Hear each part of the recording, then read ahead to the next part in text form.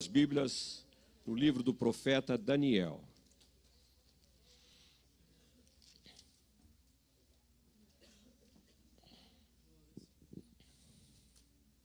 Aleluia.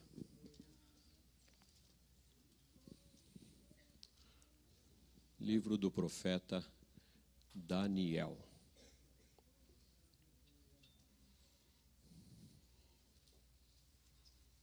Capítulo 1. Eu vou ler todo o capítulo, vamos ler, vamos acompanhar a leitura, para assim nós estarmos inteirando destes acontecimentos aqui que vamos falar sobre Daniel. No ano terceiro do reinado de Jeoaquim, rei de Judá, veio Nabucodonosor, rei da Babilônia, a Jerusalém e a sitiou.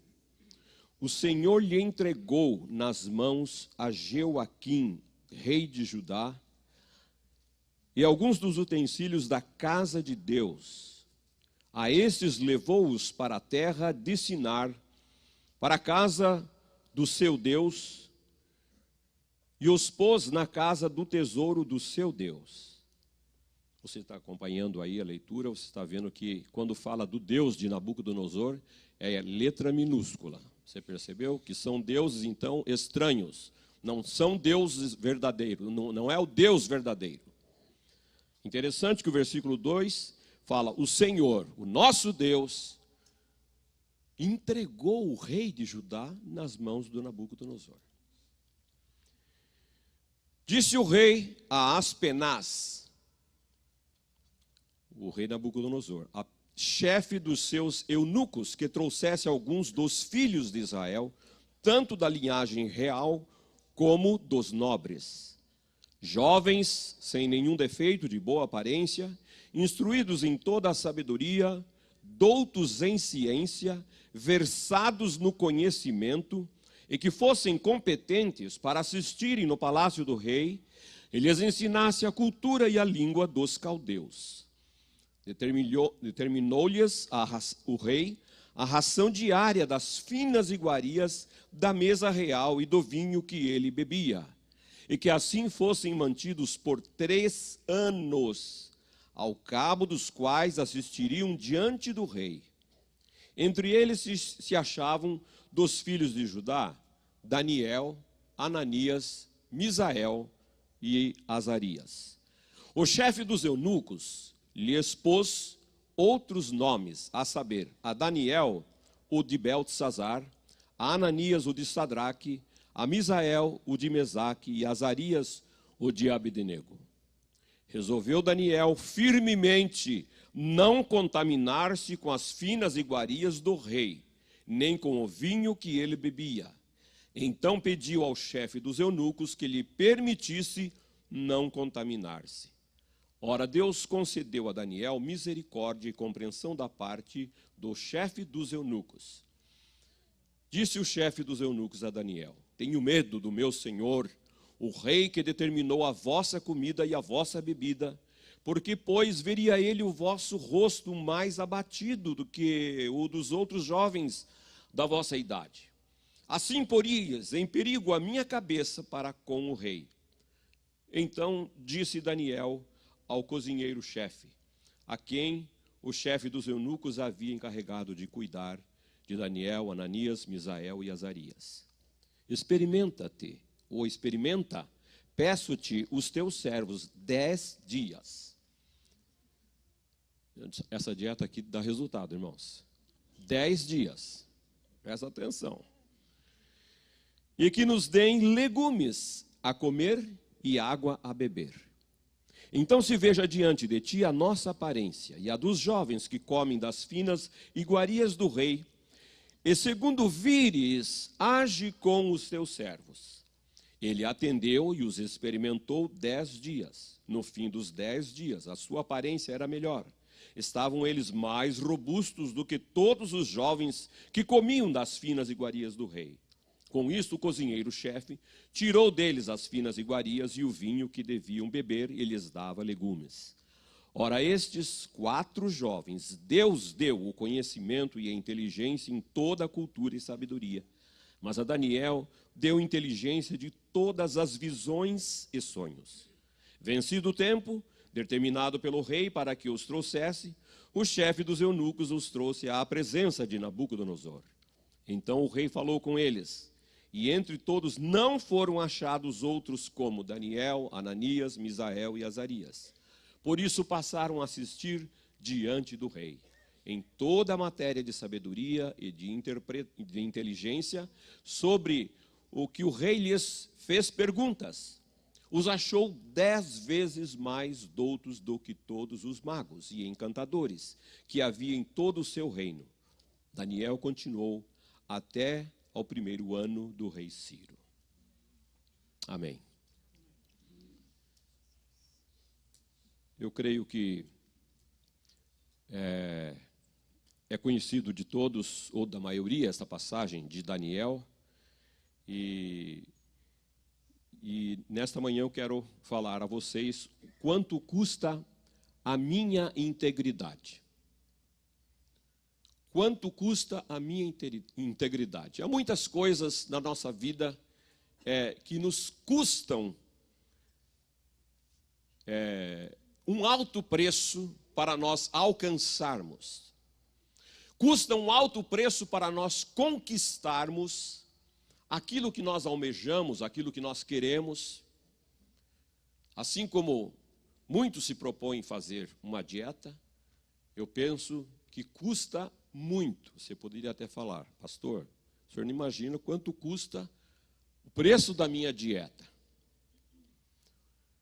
Mas, enfim, integridade fala de íntegro, que quer dizer inteiro. Integridade quer dizer inteiro. Como assim inteiro? Mas a Bíblia já responde com este versículo de Mateus que diz: ninguém pode servir a dois senhores, porque ou há de odiar um e amar o outro, ou se dedicará a um e desprezará a outro. Não podeis servir a Deus e a Mamon, ou a Deus e as riquezas. Esse versículo Jesus proferiu ali para os discípulos e para todos que estavam ali, fariseus, saduceus e outros eus. E ele estava falando de servir a dois senhores. Neste caso aqui, fala sobre Mamon, que é direcionado, que era o Deus das riquezas. Mas podem existir ou existem outros deuses na nossa vida que nós podemos estar dando a ele ou querendo dividir a glória de Deus e a glória desse outro Deus, que aparentemente não é um Deus, é simplesmente um trabalho, é simplesmente uma casa, é simplesmente uma determinação do nosso coração em realizar alguma coisa, e você quer fazer, custe o que custar, você sacrifica este ou aquele, você renuncia o primeiro lugar que é de Deus para atender a essa necessidade que você supõe estar em primeiro lugar, ou que você põe mesmo. Eu também penso que a maioria de todos aqui conhecem um pouco da história dos judeus. Eu sei que a história é assim bastante extensa, às vezes um pouco complicada de se entender. Nós estamos estudando nas sextas-feiras, os irmãos que não têm vindo, deixa eu já fazer um reclame aqui do estudo, que os irmãos, nós perdemos quando nós deixamos de vir ao estudo da palavra de Deus. E o pastor Jurandir, o pastor Damião, eles estão tocando exatamente nesses pontos aqui sobre a dispensação. E esta sexta-feira passada foi falado sobre a dispensação da lei. E eu vou fazer um resumozinho aqui para vocês entenderem, aguçar a sua mente, para você estudar, ouvir para sexta-feira, ou tomar uma decisão também de ler mais a palavra de Deus, de estudar a palavra de Deus e ensiná-la também para os filhos. Deus chamou Abraão lá de Ur dos Caldeus. Antigamente você falava Ur dos Caldeus, Mesopotâmia, você não tinha nem ideia onde estava, onde ficava, né? Mas agora você sabe, porque você está estudando a palavra de Deus, você conhece a região, muita gente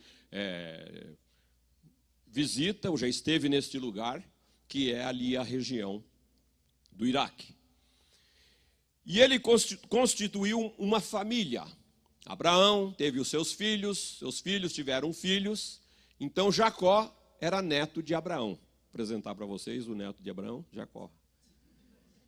E ele teve 12 filhos. E aí aconteceu de ter uma fome muito grande. Eu não vou entrar em detalhes, não vou falar nada de José, mas aconteceu uma fome muito grande aonde eles estavam e eles desceram para o Egito. Foram obrigados em busca da comida. E para lá eles desceram em torno de 70 pessoas.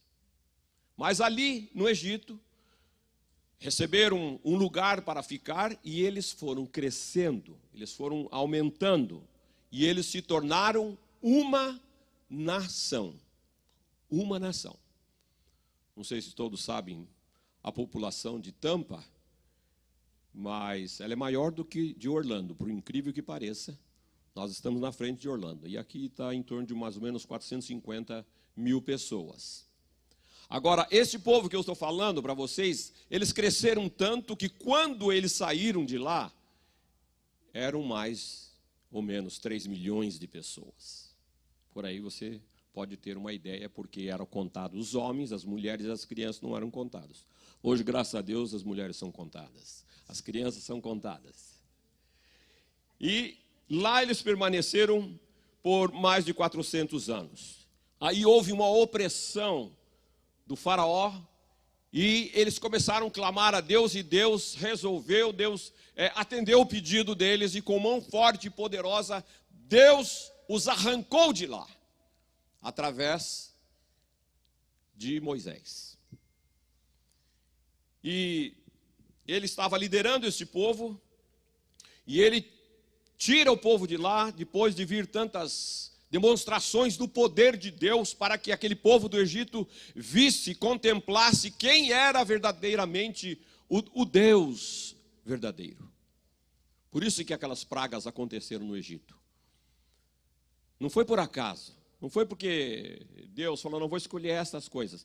Não, porque eles tinham muitos deuses. Então, para cada deus, Deus enviava uma praga para desmascarar aquele engano, aquela mentira, aquela falsidade aonde eles estavam se apoiando. Então usa Moisés, e Deus com mão forte tira o seu povo daquele lugar. Mas o povo ficou perambulando pelo deserto por 40 anos. 40 anos eles ficaram rodeando o deserto, quando na verdade poderiam ter chegado assim, na terra que Deus tinha prometido. Porque estava lendo um estudo sobre isso nessa semana, e ele fala que teria em torno de 200 quilômetros. A pé eles estavam com crianças, levando todas as bagagens, todas as barracas, enfim, tudo aquilo. Eles poderiam levar, vamos dando assim tempo de sobra, né, para parar, até fazer uma partidinha de futebol ali no deserto, você entendeu? Eles levariam 1 ano. Eles demoraram 40 anos. 40 anos. Por quê? Você já parou para pensar? Por que eles demoraram 40 anos para chegar no lugar que Deus tinha prometido? Por causa da reclamação.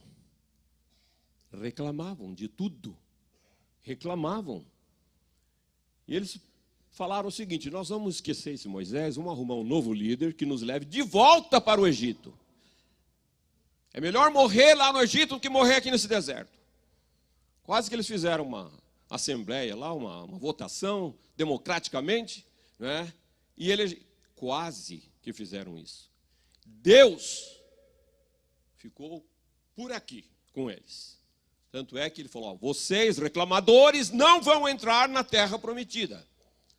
Todos vão morrer aqui nesse deserto. E assim aconteceu. Só entraram na terra de 20 anos para cima. Não é mesmo? Os jovens para baixo, desculpa, 20 anos para baixo. Eu já estava no meio dos velhos. Por causa da reclamação. Irmãos, nós estamos no mês contra a reclamação. Então, nós devemos aprender que nós precisamos entender que Deus está nos guiando. Deus está nos levando, conduzindo para o lugar melhor, para o lugar perfeito, para o lugar de gozo, de alegria. E nós ficamos reclamando. E nós ficamos também pecando contra Deus. Então, nós precisamos aprender sobre essa questão de reclamação. Josué, e eles chegaram, essa geração que não havia pecado, chegaram às portas de Canaã. Moisés estava ali com eles. Mas por alguma razão, que nós não vamos entrar em detalhes, Moisés subiu no monte e Deus falou: sobe aqui, Moisés, olha a terra, essa é a terra que emana leite e mel que eu vou dar, não é mesmo, para o povo. Mas Moisés morreu. Josué, que era o seu sucessor, o seu assessor, o seu homem direto, recebeu o comando de conduzir o povo. E durante 7 anos ele conduziu e conquistaram a terra. Aí, quando eles estavam na terra, surge a teocracia, que é o governo de Deus. No período dos juízes, que durou mais ou menos 350 anos. Depois da teocracia, veio a monarquia. 120 anos de reino unido, sob o reinado de Saul, Davi e Salomão. Mas com a morte de Salomão, no ano 931 a.C., e sob o governo do seu filho Roboão, o reino chamado unido dividiu. O reino dividiu. E aí tomaram-se partidos, ficou o reino do norte com 10 tribos e o reino do sul com 2 tribos.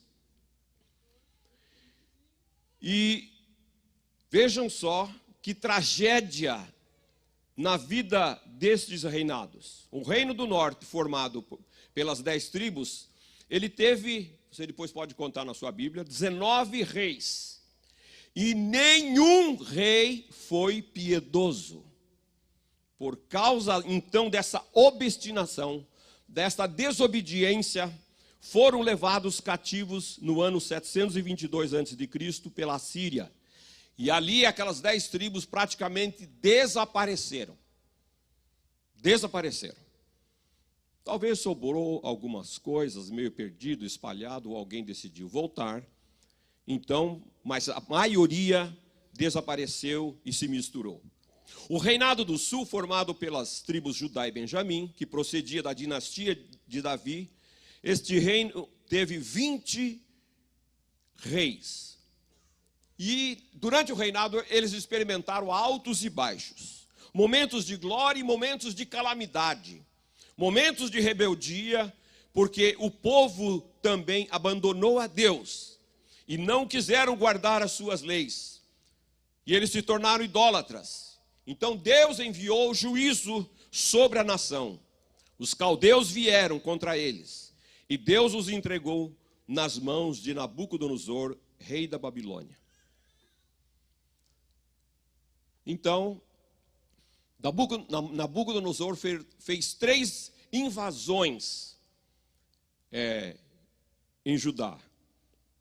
A primeira no ano 606 antes de Cristo, a segunda no ano 597 antes de Cristo e finalmente a terceira em 586 antes de Cristo. E nesta última invasão eles saquearam o templo, destruíram o templo, levaram os utensílios da casa de Deus. Os vasos de ouro, as vasilhas que eram usadas para os sacrifícios, Enfim, eles levaram todas as coisas de valor. E Daniel e os seus amigos foram levados também como escravos para a Babilônia, porque Jeremias já tinha profetizado que se a nação não deixasse o pecado, não deixasse de copiar a vida das pessoas que eram os gentios, que não conheciam o verdadeiro Deus, eles seriam levados cativos para a Babilônia. E ia durar 70 anos o cativeiro. Então, isto aconteceu, se cumpriu literalmente.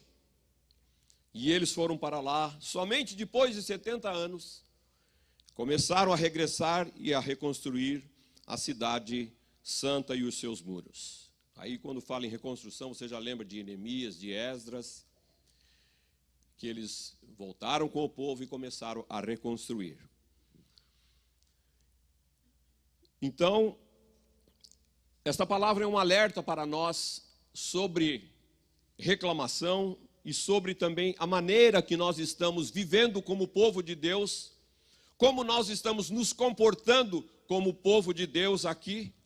Assim como o povo de Israel, o povo hebreu era um povo determinado para manifestar a graça e a glória de Deus, a vida de Deus, que Deus era o verdadeiro Deus e que os outros deuses eram deuses falsos. Mas eles falharam. Eles falharam a ponto de estarem cometendo o mesmo pecado que o mundo cometia, que os gentios cometiam. E por isso eles tiveram que experimentar, principalmente na área da idolatria. Tanto é que depois de 70 anos, até hoje, os fiéis judeus não são idólatras.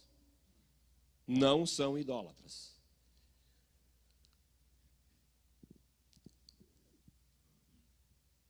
Então, se você não está conseguindo parar de reclamar, começa a pedir perdão pela reclamação. Foi por isso que eu escolhi para a nossa meditação essa passagem de Daniel. Porque a vida de Daniel, a vida dos seus amigos, é um exemplo para nós que é possível nós vivermos uma vida íntegra hoje. É possível. Talvez você esteja pensando assim, mas lá no tempo de Daniel, não tinha tanto pecado e tentação como tem hoje nos nossos dias. Hoje está impossível de viver, está impossível de não ficar pecando. É engano. É engano. Se fizermos uma análise da sociedade daqueles dias, ou dos dias de Daniel, e em nossos dias, nós veremos que o pecado estava instalado lá, mas também que o pecado está instalado aqui. Daniel, a palavra nos mostra que ele era um adolescente. Era um adolescente. Eu não quero falar só para os adolescentes aqui. Eu sei que tem alguns adolescentes. Estou querendo ver algum, mas não. Mas tem alguns jovens, alguns adolescentes. Olha lá, já estão levantando a mão. Ei, pastor, não esquece de mim. Mas a verdade é que Daniel, ele ficou 70 anos lá. Se ele tivesse com 18, 19, mais 70, você já pode ter uma ideia com quantos anos ele estava lá. Passaram 3 reis e Daniel estava servindo com integridade ali naquele lugar. E com certeza,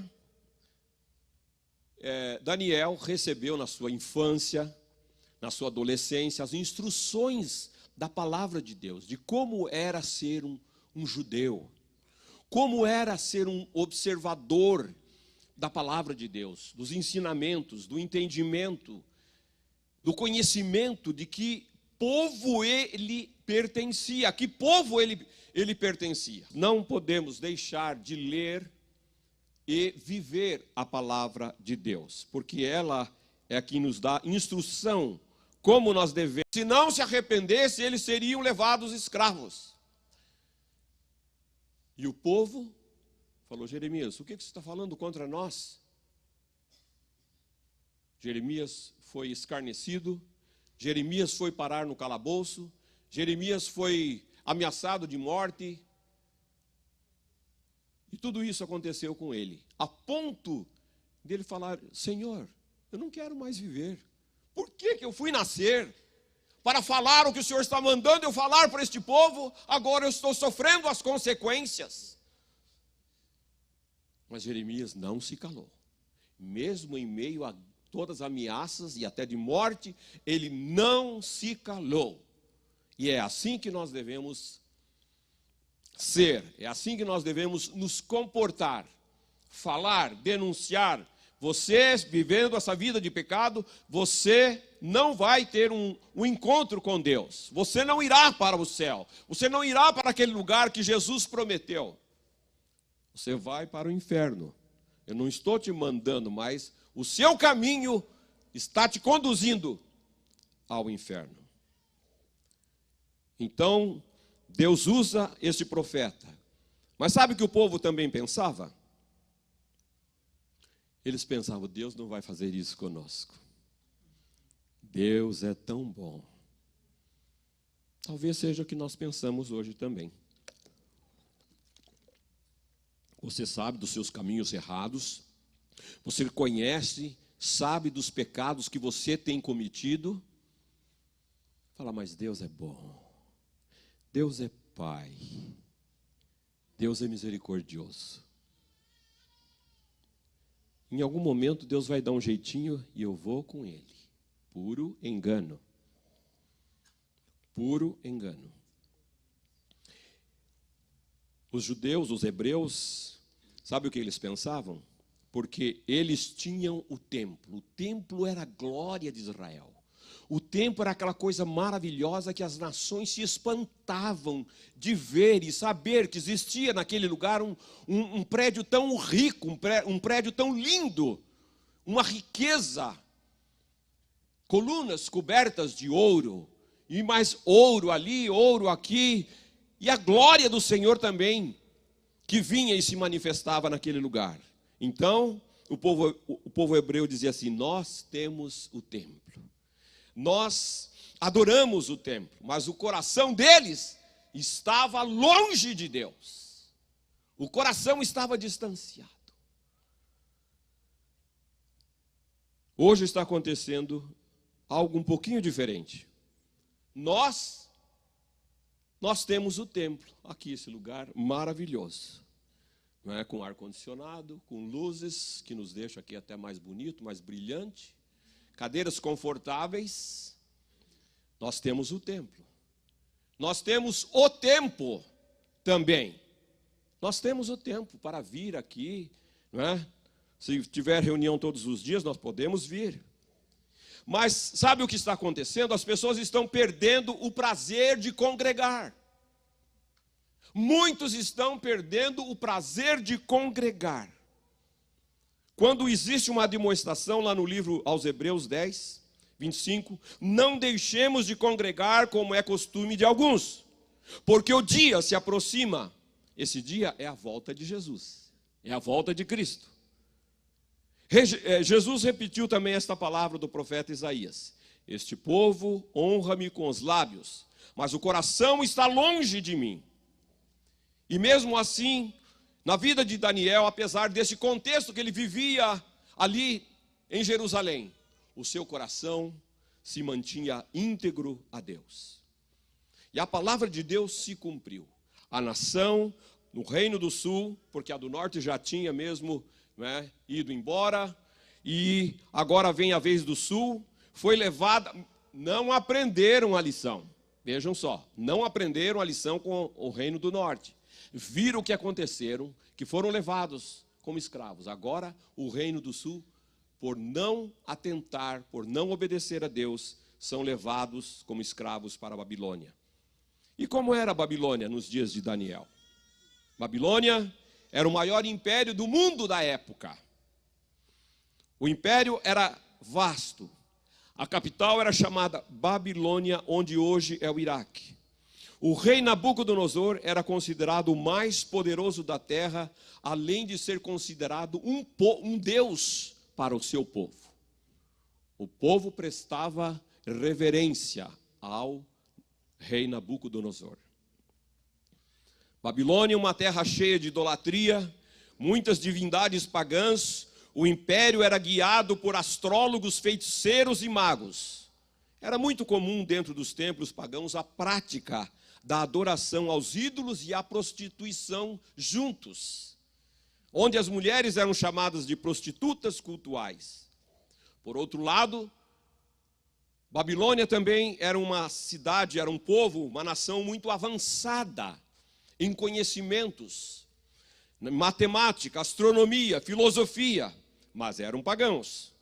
Nesse contexto chegam os escravos, os hebreus, e no meio deles estava lá Daniel e seus amigos.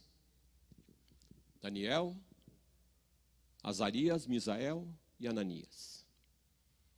Depois vocês vão aprender mais nomes, que eram os nomes babilônicos que eles receberam. Eu, quando era criança, logo aprendi sobre esses nomes. Eu ficava assim, pensando, mas que nomes estranhos que eles receberam. Tinham uns nomes tão bonitos, significados tão lindos, e receberam esses nomes estranhos. É até interessante ensinar as crianças para ver se eles sabem, pelo menos dizer a palavra Nabucodonosor, que é um pouco difícil para falar. E então chegaram este Daniel e os seus amigos. E eles estavam ali, o versículo 4, a exigência do rei Nabucodonosor era que esses jovens, sem nenhum defeito, de boa aparência, instruídos em toda a ciência, doutos em ciência, eles iam passar 3 anos, irmãos, estudando sobre toda a ciência da Babilônia. Isto como disse o pastor Hernandes Lopes, seria como um curso intensivo na Universidade da Babilônia, que duraria 3 anos. Depois disso, eles assistiriam no palácio com garantias de emprego, olha aí, no primeiro escalão do governo, mais poderoso do mundo. Era uma chance de ouro, era tudo o que um jovem queria na vida, era tudo o que um pai sonhava ou sonha para os seus filhos. Estudar numa faculdade, servir lá no governo, na capital, em Washington, não muito perto do Trump, mas ali em Washington, não é mesmo? Com um salário altíssimo. É todo o sonho que o pai quer para os seus filhos. Mas a Bíblia nos adverte em Marcos 8,36, que aproveita o homem ganhar o mundo inteiro e perder a sua alma? Ou que adianta você ficar rico vendendo a sua alma para o diabo? O que adianta você ter sucesso, mas perder a sua fé? E muitos estão destruindo a honra e a família para chegar ao topo da pirâmide social. Daniel estava lá com seus amigos, obrigado. Foi levado como escravo. Agora, interessante, não é? Foi trazido como escravo, mas vai para a faculdade. Vai aprender, vai se entender, vai conhecer, vai ter todo o conhecimento sobre a Babilônia. E o rei desse grande império, Nabucodonosor, ele era um estrategista que conquistava as nações, levava a nobreza para a capital, para instruí-los, para amarem Babilônia, para amarem a sua cultura e defendê-la. Mas o nosso Daniel e os seus amigos, mesmo em meio de uma cultura pagã e imoral, eles não se corromperam e continuaram firmes em sua integridade a Deus. É possível ser íntegro nos nossos dias? É possível. Que o Deus que capacitou esses jovens é o mesmo Deus que nos capacita, que nos honra, que nos guarda, que nos protege. Quando nós entendemos o propósito da nossa vida neste mundo. Nós não somos fruto do meio em que vivemos. Muitos afirmam que somos fruto do meio, mas isso não é verdade. A primeira prova que Daniel e os seus amigos tiveram foi que enfrentaram aquela dieta do rei que nós lemos. Aí ele pensou seriamente, ele falou assim, mas eu não vou participar dessa dieta. Conversou com os amigos, com certeza eles buscaram a Deus, oraram, e ele não se rebelou, ele não reclamou. Ah, não, estava acostumado a comer aquela comidinha lá de Israel, de Jerusalém, tão gostosa, tão isso, tão aquilo, agora vou comer essas comidas aqui, né, que são primeiramente oferecidas aos ídolos. Aos ídolos. Talvez a dieta do rei não era tão ruim, era regada de carne, de vinho, de outras coisas. Mas ele falou, não é só isso que eu estou pensando. É que essas coisas já foram contaminadas, oferecidas, e eu não vou me misturar com essas coisas. Eu prefiro comer legumes e tomar água do que ter que passar por essa situação, ou ter que desonrar ao meu Deus, desonrar a minha fé. E ele tomou essa firme decisão, sem rebeldia, sem reclamação, sem motim nenhum. Foi lá e conversou com o cozinheiro. O senhor não quer fazer um teste conosco? Só legumes e água. Experimenta a gente por 10 dias, depois você vai ver. Se a gente estiver fraquinho, tudo bem, a gente vai comer um pouquinho de carne aí. Mas se nós estivermos fortes, bonitos, robustos, fica tranquilo. Ninguém vai saber, ninguém vai questionar, e foi isso que aconteceu. Quando o chefe da cozinha viu que eles estavam dessa maneira, ele vou continuar fazendo isso. E no final de toda essa dieta, desse tempo, eles tiveram que se apresentar ao rei, e o rei viu que eles eram realmente os jovens mais robustos e inteligentes. Deus os capacitou, não é? Você vai falar assim, mas foi por causa dos legumes? Não, pastor, não foi mesmo. Foi por causa da decisão do coração em obedecer a Deus, em honrar a Deus, em dar a Ele o primeiro lugar. E Deus também honrou a esses jovens que queriam, naquela terra estranha, glorificar o nome de Deus, fazê-lo conhecido. Fazê-lo conhecido. Então, ele fez este pedido e ele foi atendido. Os banquetes do mundo são atraentes, mas o mundo jaz no maligno. Ser amigo do mundo é ser inimigo de Deus. Aquele que ama o mundo, o amor do Pai não está nele. Por isso, não entre na forma do mundo. Fuja dos banquetes que o mundo lhe oferece. Os prazeres imediatos do pecado produzem tormentos eternos. Por isso, fuja das boates, das noitadas, dos lugares que pode ser um laço para a sua vida. A segunda prova que eles tiveram foi que os seus nomes fossem trocados. Veja que esses jovens, levados para o exílio, recrutados, escravizados, tiveram até os seus nomes mudados por nomes de divindades babilônicas. Os 4 jovens judeus tinham nomes ligados a Deus. Pensa bem, se você chega, não é, como escravo num lugar, você como um servo de Deus, um crente, então o seu nome vai ser mudado. Se fosse lá na África, ou mesmo até no Brasil, você receberia um nome de uma entidade daquela religião. E foi isso que aconteceu com eles. Veja os nomes desses jovens. Daniel quer dizer, Deus é meu juiz. Misael, quem é como Deus? Azarias, Jeová ajuda.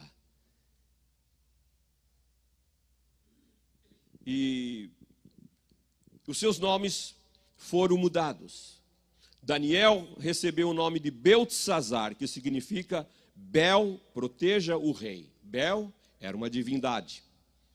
Ananias, dizendo Jeová é misericordioso, passou a ser chamado de Sadraque, que significa iluminado pela deusa do sol. O Misael, quem é como Deus, deram o nome de Mesaque. Quem é como Vênus, que era outro deus. Azarias, Jeová ajuda, deram o nome de Abdenego, que significa servo de nego. Imagine só. Você, de repente, você chama Vanderlei, daqui a pouco vai se chamar servo de nego. Uau! Servo de um Deus, né, que eles adoravam. Ou serva de Iemanjá. Que tal? Você ia ficar numa situação difícil. Talvez você se rebelasse. Não, esse nome eu não quero, arruma outro nome para mim. Eles ficaram quietos. Eles se calaram. E mesmo sendo chamados no dia a dia por esses nomes, eles sabiam quem eram. Eles sabiam, eles tinham consciência que eles eram servos de Deus. Pode chamar que eu sou seu fanático, você é radical, você é isso, você é aquilo. Não, eu sou servo do Deus vivo. Eu estou andando conforme a vontade dEle. E Ele pediu, e Ele quer que eu seja um vaso de honra, um vaso para glorificar o nome dEle. Então, com certeza, esses jovens também falam, pode me chamar de Sadraque, Mesaque, Abdenego. Não estou nem aí. Eu quero fazer aqui neste lugar, nesta terra, a vontade de Deus. Aleluia. Quero fazer a vontade de Deus. E o propósito dessa mudança seria tirar o nome de Deus do coração deles. Então, e plantar neles novas convicções, plantar neles novas crenças, novos valores. Sendo chamados dessa forma todos os dias, convivendo com os adoradores de ídolos e costumes tão diferentes, eles estavam correndo um grande perigo de aculturação. Por isso, para sermos íntegros ao nosso Senhor e Salvador, existe um preço a pagar. Você está disposto a pagar esse preço? Que é viver uma vida de santidade, de comunhão ao Senhor? Deus vai te dar vitória. Deus vai te honrar. Deus é com você, para você ser um vencedor. Muitas vezes nós falamos, eu já sou mais que um vencedor. Mas vem a primeira prova e você é reprovado. Você não é um vencedor, você se torna um derrotado. Porque você acaba cedendo ao pecado, cedendo às coisas deste mundo. Então, um dos maiores perigos era o risco da aculturação.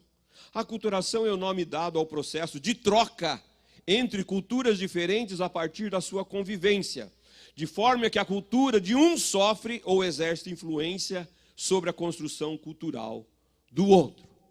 São culturas diferentes. Nós viemos de uma cultura brasileira. Chegamos aqui, temos diante de nós a cultura americana. E algumas coisas você fala assim, mas os americanos estão fazendo, e eles usam isso. Mas você tem que parar para pensar, o que eles estão fazendo está correto? Tem muita coisa aqui corretíssima, que você pode absorver, que você pode trazer para a sua vida. Mas tem coisas que você não pode fazer, porque você vai comprometer a sua integridade. Veja só, o tempo que você está vivendo aqui, o tempo que nós estamos vivendo aqui, quantas coisas nós já assimilamos da cultura americana, e que já faz parte de nós. Quando você fica sem, você fala, nossa vida, eu estou fora de casa. Vai no Brasil e fica um tempo lá, você fala assim, não vejo a hora de voltar, porque está me faltando isso e aquilo. Porque você está acostumado, você está aculturado. Então tem coisas boas e tem coisas ruins. Cabe a nós discernirmos, cabe a nós nos separarmos das coisas que não agradam o coração de Deus e rejeitá-las. Muitas pessoas que vieram do Brasil estavam assim como que alguém olhando para ela, para o comportamento. Ou era o pai, ou era a mãe, ou o pastor. Aí quando chega aqui, ela fala assim: ai, graças a Deus, não tem ninguém de olho em cima de mim, agora eu vou lá, eu faço isso, eu faço aquilo. E daí? Era o que você queria fazer lá. Agora você está se achando livre aqui, mas você está se tornando um escravo do pecado. Olhe, reflita, busque em Deus se o que você está fazendo de cultura americana está correto, está agradando o coração de Deus. Isso acontece e sempre vai acontecer, essa questão de cultura. Tão somente nós que temos o Espírito Santo precisamos discernir entre o santo e o profano, entre o vil e o precioso, entre o imundo e aquele que é limpo. Ezequiel 44. Nós estamos vivendo dias difíceis. Por quê? Por causa do relativismo. Quando a palavra de Deus mostra ao pecador o seu pecado, ele te responde: mas isso é relativo, pastor. Ó, meu irmão, isso é relativo. Isso pode ser pecado para você, mas para mim está normal. Eu acho que... Você acha? Qual é o seu parâmetro? É o que você acha ou é o que a palavra de Deus está dizendo? É o que a palavra está nos mostrando. Vai para a palavra de Deus. Vai para a palavra de Deus e ela vai te mostrar. E não sou eu que está afirmando isso, é a palavra de Deus. Nós podemos aprender muito com Daniel e com seus companheiros daqueles dias. As tentações daqueles dias são tão iguais aos nossos dias. As tentações não vão diminuir. Por quê? A tentação procede de Satanás, não é Deus quem nos tenta. É o inimigo de Deus, é o inimigo da nossa alma que está nos tentando a cada dia para nos reprovar, para nos fazer desviar do caminho. Então, nós precisamos nos voltarmos para Deus. Os nossos valores espirituais, eles não podem ser negociados. Nós não podemos transigir. Nós temos que nos manter firmados em Cristo Jesus. Porque quando nós temos a experiência, quando nós temos esta consciência que fomos tirados das trevas, do reino de Satanás, e fomos transportados para o reino da luz, o reino de Deus, nós temos que nos manter íntegros no reino de Deus. Nós podemos, então, mais uma vez, aprender com a vida desses jovens. E Daniel, mesmo diante de todas estas coisas, porque o livro está focado bastante na vida dele, ele não deixou naquele tempo o seu coração se magoar. Ele teve muitas perdas. Ele perdeu sua nacionalidade, a sua bandeira, foi arrancada da sua pátria e do seu lar. Perdeu sua família, amigos e vizinhos. Ele foi agredido, violentado em seus direitos mais sagrados. Daniel perdeu a sua liberdade. Ele saiu de casa não como um estudante. Ele não saiu como um turista, mas ele saiu como escravo. Daniel perdeu a sua religião, estava agora longe da sua pátria, em um país estranho, com uma língua estranha, sem a palavra de Deus nas mãos, sem o templo, sem os sacerdotes, sem os rituais do culto que ele participava. Daniel, apesar de tantas perdas, porém, não deixa o seu coração ser envenenado pela mágoa. Isso é muito sério. Não deixe o seu coração ser envenenado por estas coisas, por estas perdas. Daniel não é um jovem influenciado, mas ele é um influenciador. E é isto que Deus quer de nós, que sejamos influenciadores neste mundo que nós estamos vivendo, nesse tempo que nós estamos vivendo. Muitos hebreus que foram também levados para o exílio como escravos, não alcançaram essa vitória.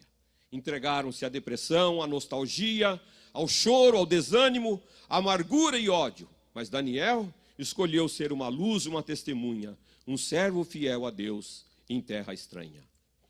Deus está esperando de cada um de nós uma vida de integridade, de fidelidade como Daniel, Ananias, Misael, Azarias e outros. Deus está procurando homens e mulheres íntegros que não negociam a sua fidelidade a Ele por nenhum preço, mesmo que isso signifique sermos perseguidos, sermos caluniados, sermos ridicularizados, desprezados e até mesmo mortos. Se você se dispuser a ser íntegro ao seu Salvador, com certeza isto vai te custar a renúncia de muitas coisas passageiras desta vida. São coisas que nós estamos valorizando, mas que passam, que ficam e que não nos conduzem a Deus. Por isso que nós temos que abrir mão, nós temos que renunciar para viver uma vida íntegra, para vivermos uma eternidade com o nosso Salvador. Daniel não somente resistiu às provas e pressões lá na Babilônia, por causa do ensino da palavra de Deus que os seus pais passaram para ele. Foi isso que ele tinha no coração, a certeza, a convicção da verdade, da justiça, da moralidade. E o que nós estamos ensinando hoje para os nossos filhos? Mães, que exemplo de vida cristã você está passando para a sua filha? Pais, que exemplo de caráter cristão você está passando para o seu filho? Se for o reino de Deus, amém. Continue a falar, continue a testemunhar, incentive para que ele seja realmente luz do mundo e sal da terra. Mas se não for, as coisas de Deus que estão em primeiro lugar, nós estamos então fadados a perder os nossos filhos, ainda no college, e eles já estarão duvidando que a Bíblia é a palavra de Deus. Pais e mães, vamos acordar para a realidade. Sejamos íntegros em todo o tempo. Vamos ensinar o que é integridade aos nossos filhos. Nós somos responsáveis por isso, porque Deus vai cobrar de nós um dia. Deus vai cobrar de nós. Por isso que lá no livro de Deuteronômio fala, ensina a criança no caminho em que deve andar, e quando ele for velho, jamais se desviará do caminho. Se o pai ensinou, com certeza este filho vai seguir. Se o pai não ensinou, ou deixou de fazer, ou deixou de ser um profeta na sua casa, deixou de ser um sacerdote na sua casa, Deus vai cobrar estas vidas que estão passando nas nossas mãos. Deus irá cobrar. Que Deus tenha misericórdia de nós. Amém? Curvemos as nossas cabeças.